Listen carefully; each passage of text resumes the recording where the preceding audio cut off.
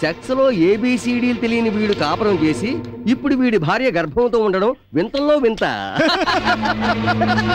ఈ వింతని గిన్నీస్ బుక్లో ఎక్కించాలి.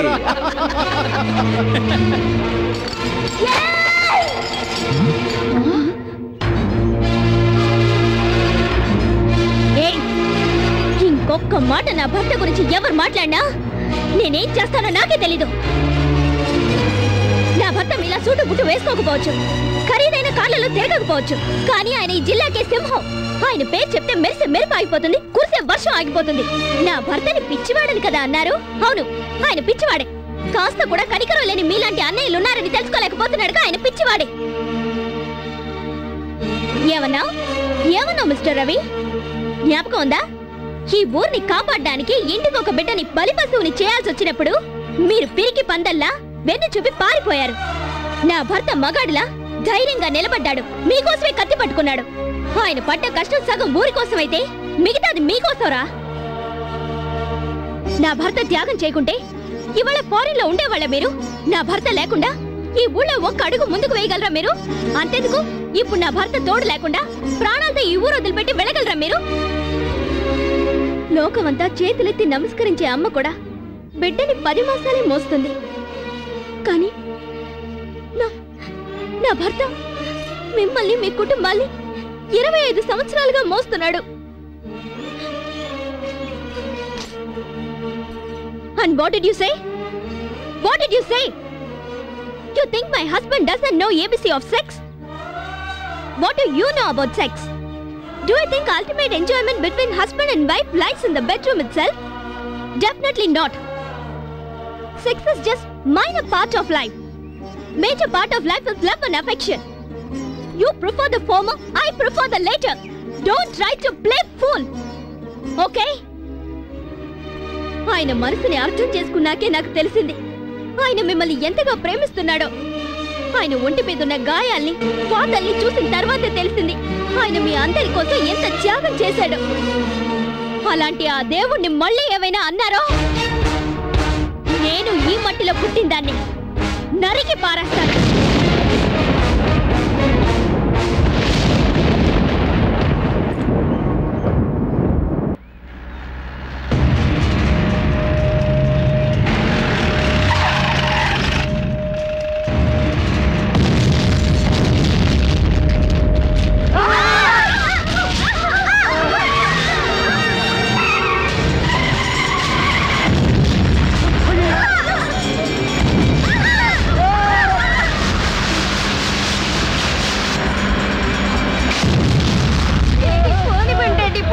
ఎందుకురా? బాబాయ్కి ఫోన్ చేసి చెప్తాను.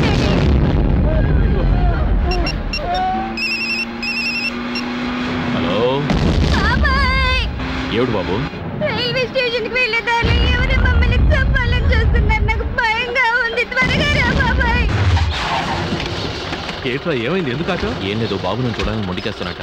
నేను వెళ్ళి చూసొస్తాను.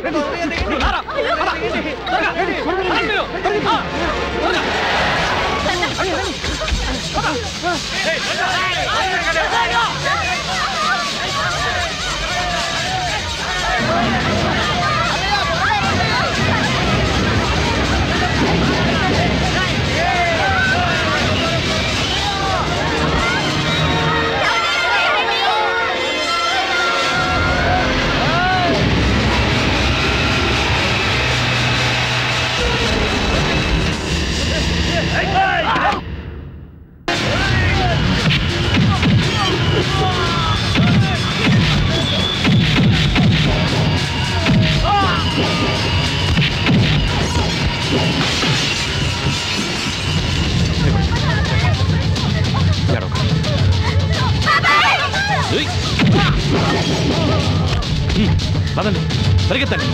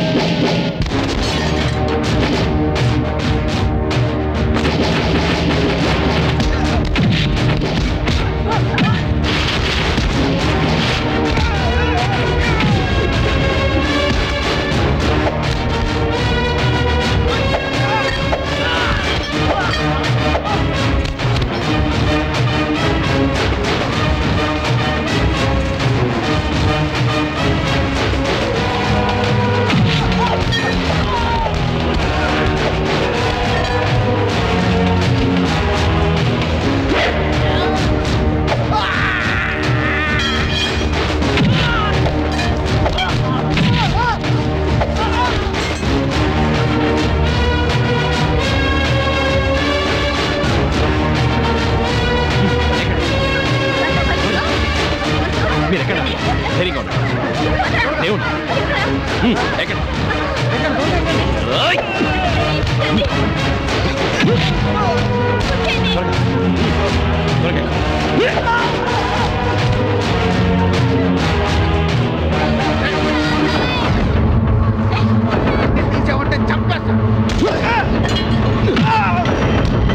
పడిపోనండి త్వరగా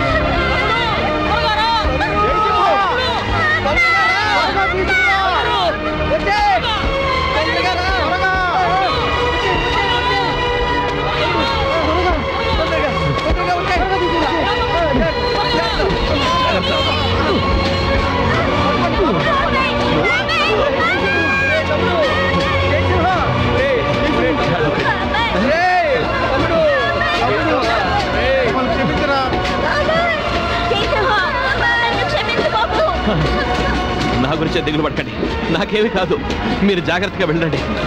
తమ్ముడు మమ్మల్ని క్షమించరా, నీలాంటి తమ్ముడు దొరకడం నిజంగా మేము చేసుకున్న అదృష్టంరా. అయ్యో అరియా అలా మాట్లాడకండి, మీరు సంతోషంగా వెళ్ళండి. నువ్వు చిరంజీవిగా ఉండాలిరా. ఇదిగో ఇందా ఇందా ఇందా ఈ చైన్ మా జ్ఞాపకార్థం నీ పెట్టి మెళ్ళ వేయరా తమ్ముడు. తమ్ముడు జాగ్రత్త.